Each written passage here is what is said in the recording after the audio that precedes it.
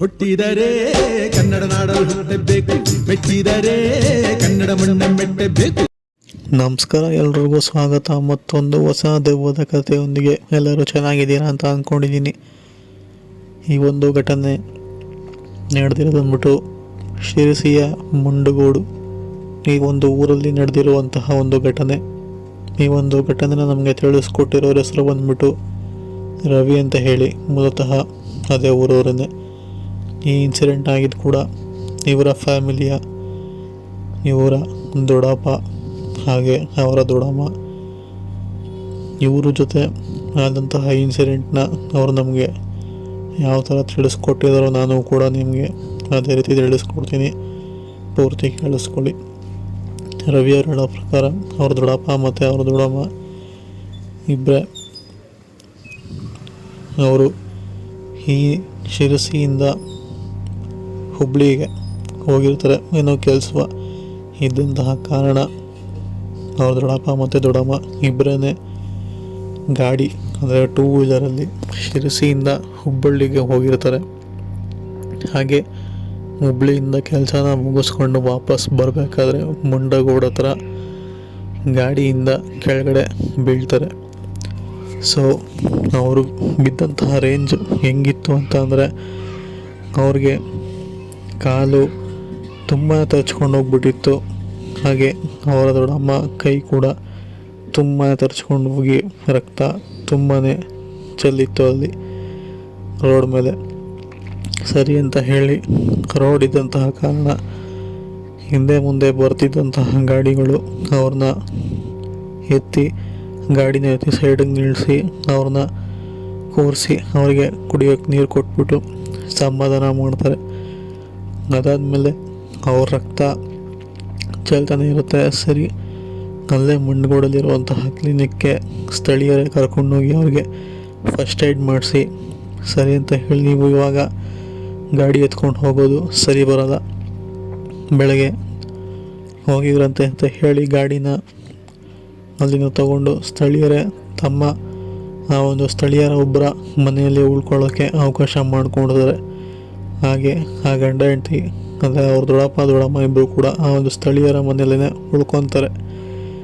ಸರಿ, ಅದು ಹೆಂಗಿದ್ರು ಮೈನ್ ರೋಡು, ತುಂಬ ಗಾಡಿಗಳು ಓಡಾಡ್ತಾನೆ ಇರುತ್ತೆ. ಮನೆ ಕೂಡ ಒಂಚೂರು ಒಳಗಡೆ ಇರುವಂಥದ್ದು. ಬಟ್ ಆದರೂ ಕೂಡ ಗಾಡಿಗಳು ಓಡಾಡೋ ಶಬ್ದ ಅಲ್ಲಿಗೆ ಕೇಳಿಸುತ್ತೆ. ಸೊ ಹೀಗೆ ಮಧ್ಯರಾತ್ರಿ ಸುಮಾರು ಒಂದು 2-2:30 ಆಗಿರ್ಬೋದು. ಗಾಡಿಗಳು ಓಡಾಡೋದು ಸ್ವಲ್ಪ ಕಮ್ಮಿಯಾಗಿರುತ್ತೆ, ಶಬ್ದ ಕೂಡ ಸ್ವಲ್ಪ ಕಮ್ಮಿನೇ ಕೇಳಿಸುತ್ತೆ. ಇಲ್ಲೊಂದು ಗಾಡಿ ಓಡಾಡೋ ಶಬ್ದ ಮಾತ್ರ ಕೇಳಿಸ್ತಿರುತ್ತೆ. ಅದೇನೋ ಗೊತ್ತಿಲ್ಲ, ಆ ಒಂದು ಸ್ಥಳೀಯರ ಮನೆಯಲ್ಲಿ ಮಲಗಿದ್ರಲ್ಲ, ಸೊ ಆ ಒಂದು ಮನೇಲೇ ಇದ್ದಕ್ಕಿದ್ದಂಗೆ ಕೆಟ್ಟದಾಗಿರುವಂತಹ ವಾಸನೆ ಬರೋದಕ್ಕೆ ಶುರು ಆಗುತ್ತೆ. ಇದೇನು ಇಷ್ಟೊಂದು ಕೆಟ್ಟದಾಗ ವಾಸನೆ ಬರ್ತಿದೆಯಲ್ಲ ಅಂತ ಹೇಳಿ ಅವ್ರ ದೊಡ್ಡಪ್ಪ ದೊಡ್ಡಮ್ಮ ಹಾಗೆ ಆ ಮನೇಲಿದ್ದಂತಹ ವ್ಯಕ್ತಿಗಳು ಎಲ್ಲರೂ ಕೂಡ ಎದ್ಬಿಟ್ಟು ನೋಡ್ತಾರೆ. ಇಲ್ಲಿ ಏನು ಇಷ್ಟೊಂದು ಕೆಟ್ಟದಾಗ ವಾಸನೆ ಬರ್ತಿದೆಯಲ್ಲ, ಏನಾಯಿತು, ಏನು ಸತ್ತು ಬಿದ್ದಿದೆ ಅಂತ ನೋಡಿಕೊಂಡು ತುಂಬ ಕಡೆ ಹುಡುಕ್ತಾರೆ. ಬಟ್ ಅವ್ರಿಗೆ ಏನೂ ಕೂಡ ಕಾಣಿಸೋದಿಲ್ಲ, ಏನೂ ಕೂಡ ಸತ್ತು ಬಿದ್ದಿರೋದಿಲ್ಲ. ಎಲ್ಲ ಕೂಡ ನೀಟಾಗಿ ಹೆಂಗಿತ್ತೋ ಹಂಗಂಗೆ ಇರುತ್ತೆ. ಸರಿ, ವಾಸನೆ ಏನು ಅಂತ ನೋಡಿದ್ರೆ ಇವರು ಬಿದ್ದು ಬಂದಿರೋದ್ರಿಂದ ರಕ್ತ ಅದೇನಾದ್ರು ವಾಸನೆ ಬರ್ತಿದೆ ಅಂತ ಹೇಳಿದ್ರೆ ಅದು ಕೂಡ ಇಲ್ಲ, ಬಿಕಾಸ್ ಟ್ರೀಟ್ಮೆಂಟ್ ಕೊಟ್ಟಿರೋವಂಥದ್ದು. ಸೊ ಹಾಗೆ ಬಾಗಿಲಿಂದ ಆಚೆ ಕಡೆ ಬಂದು ನೋಡಿದ್ರೆ ಆವಾಗ ಅವ್ರಿಗೆಲ್ರಿಗೂ ಒಂದು ಆಶ್ಚರ್ಯನೇ ಕಾದಿತ್ತು. ಅದೇನಂತಂದರೆ ಇವರು ಬಿದ್ದಿದ್ರಲ್ಲ ಜಾಗದಲ್ಲಿ ರಕ್ತ ಆಗಿತ್ತಲ್ಲ, ಸೊ ಅದೇ ರಕ್ತದ ಕಲೆ ಅವರ ಮನೆಯ ಹೆಜ್ಜೆ ಗುರುತರ ಹೋಗಿತ್ತು.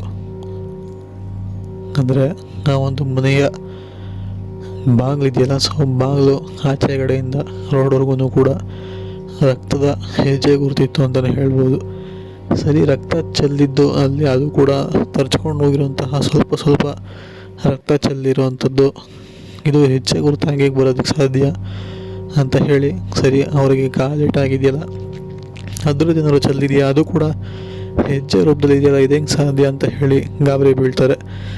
ಹೀಗೆ ತಲೆ ಕೆಡಿಸ್ಕೊಂಡು ಸುಮ್ಮನೆ ಸುತ್ತ ಕಣ್ಣು ಎಸ್ದಾಗ ಅವರು ಕಾಣಿಸೋವಂಥದ್ದು ಮೇಲ್ಗಡೆ ಒಂದು ಆಕೃತಿ ಇವ್ರನ್ನೇ ನೋಡಿಕೊಂಡು ನಗ್ತಿರೋ ಥರ ಅವ್ರಿಗೆ ಕಾಣಿಸುತ್ತೆ. ಇದನ್ನು ನೋಡಿದಂತಹ ಅವರು ಪ್ರಜ್ಞೆ ತಪ್ತಾರೆ. ಅಂದರೆ ಅವರ ದೊಡ್ಡಮ್ಮ ಪ್ರಜ್ಞೆ ತಪ್ಪಿ ಕೆಳಗೆ ಬೀಳ್ತಾರೆ. ಅದಾದಮೇಲೆ ಆ ಒಂದು ಮನೆಯವರು ಹಾಗೆ ಅವ್ರ ದೊಡ್ಡಪ್ಪ ಆ ಒಂದು ಆಕೃತಿನ ನೋಡ್ತಾರೆ. ಮನೆ ಮೇಲೆ ಇವ್ರನ್ನೇ ನೋಡ್ಕೊಂಡು ನಗ್ತಿರೋ ಥರ ಅವ್ರಿಗೆ ಕಾಣಿಸುತ್ತೆ.